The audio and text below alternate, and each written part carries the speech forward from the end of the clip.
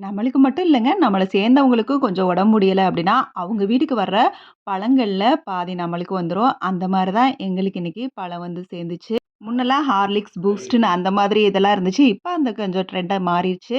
வெறும் பழங்கள் மட்டும் இல்லன்னா அமௌண்ட் குடுக்குற மாரி இருக்குது.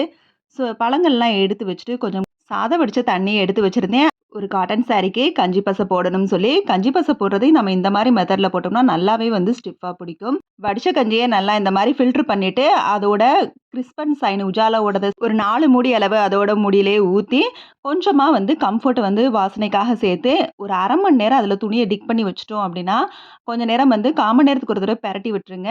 அதுக்கப்புறம் நம்ம வந்து தண்ணிய வடிச்சுட்டு காய போட்டோம். பிழியக்கூடாது.